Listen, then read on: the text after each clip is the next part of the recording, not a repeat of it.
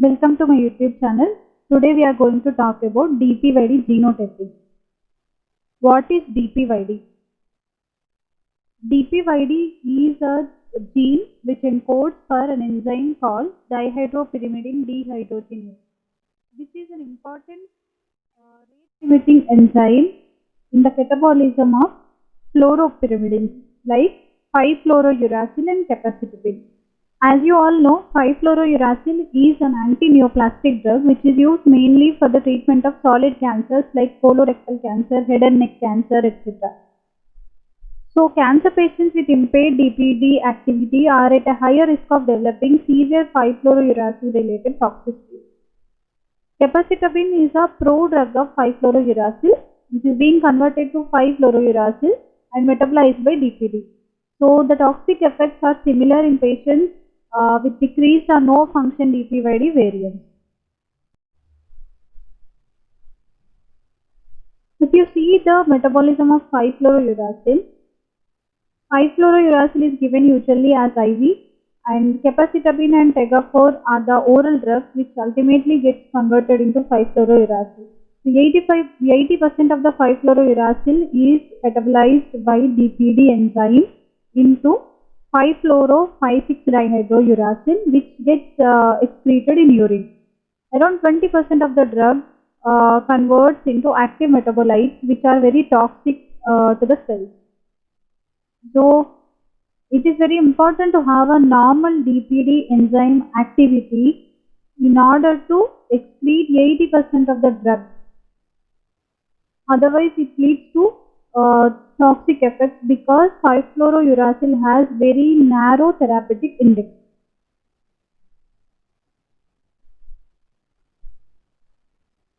More than 100 single nucleotide polymorphisms of DPYD alleles have been reported, but only few of them have potentially deleterious impact on DPD enzyme activity. For example, DPYD2A, DPYD7, DPYD9B, DPYD13. These are the most often implicated variants in clinically relevant DPD deficiency. There are other variants also, but they need more studies and validation.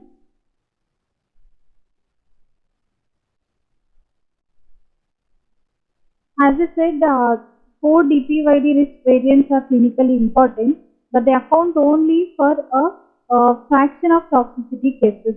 So, genotyping alone cannot be used to save these patients. Other variants and haplotypes of the polymorphic DPYD gene remain to be evaluated for their effect on the DPD phenotype as well as their clinical relevance. DPYD gene has 23 exons. As you can see, there are various variants which have been reported in the literature, but clinically significant variants are located in exon 11, exon 13, 14 and 22. These are the 4 clinically significant DPYD variants.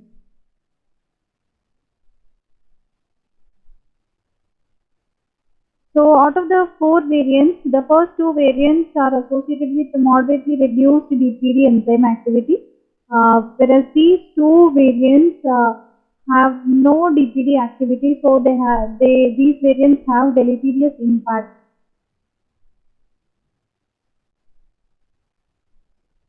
So, patients who are DPYD4 metabolizers, we need to avoid using fluoropyrimidines. And patients who are DPYD intermediate metabolizers, we need to reduce the dose by 50%.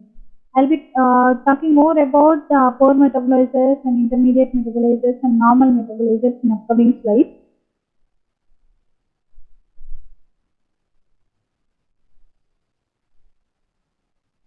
So each variant has been assigned an activity value which ranges from 0 to 1. For example, for this particular variant DPYD2A, the activity value is 0, and for this variant 2846A to T, the activity value is 0.5, and for 85T to C variant, the activity value is 1. So based on the activity value, we can calculate the activity score. As we know, that 1905 variant has an activity value of 0. So for this genotype, it will be like 0 plus 0 is 0. Then for 2846 A to T variant, it is 0.5. So 0 plus 0.5 is 0.5. Again for 2846 A to T variant, it is 0.5. So the two alleles are having the same genotype, so it becomes 0.5 plus 0.5 is equal to 1. Similarly, 85T to C has an activity value of 1. So 1 plus, for 2846 we have an activity value of 0.5, so totally it becomes 1.5. And if the genotype is like this, the activity score will be 2, because the activity value for 85T to C is 1. But a patient can be positive for multiple variants of DPYD gene. So in that scenario, we have to take the two lowest allelic activity values. Like here we have an example. Suppose the patient has 3 alleles, 1905, 2846 and 885. Then we have to take the lowest two. 0 plus 0.5. We are neglecting this one. Similarly, if the patient has this kind of genotype, then we can take two values excluding the other one. So the sum total becomes 2 for this case.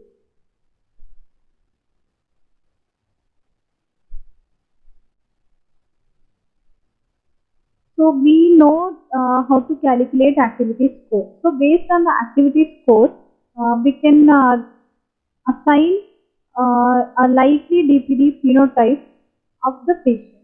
Like for the activity score, the likely phenotype will be DPYD normal metabolizer. So these patients usually carry two normal function alleles. For the activity score of 1 to 1 or 1.5, the patient's likely phenotype will be DPYD intermediate metabolizer. So this individual carries one normal function allele plus one no function allele or one decreased function allele, or an individual carrying two decreased function alleles. All these are the possibilities.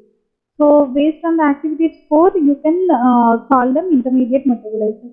Similarly, 0 to 0.5, the likely phenotype of the patient would be DPYD4 metabolizer. So this individual can carry two no function alleles or one no function plus one decreased function allele. So combination can happen, but the total activity score should be 0 or 0.5 to call a patient as DPYD4 metabolizer. So you know when to call a patient as normal metabolizer, intermediate and poor metabolizer. Now, what are the dosing recommendations? So DPYD normal metabolizer will have normal DPD activity, so normal risk for fluoropyrimidine toxicity like any other patient, like you and me. So based on the genotype, there is no indication to change the dose or therapy. For intermediate metabolizers, they have decreased DPD activity, that is 30 to 70% of the normal population. So they have increased risk of severe or even fatal drug toxicity. So when the activity score is 1, we have to reduce the dose by 50%, and when the activity score is 1.5, we have to reduce the dose by 25 to 50%. For DPYD4 metabolizers, they have complete DPD deficiency, so they may have increased risk for severe or even fatal toxicities, which may include death. So for activity score of 0.5, avoid using 5-fluorouracil and the 5-fluorouracil drug-based regimen. But if there is no alternative, still you can try 5-fluorouracil at a strongly reduced dose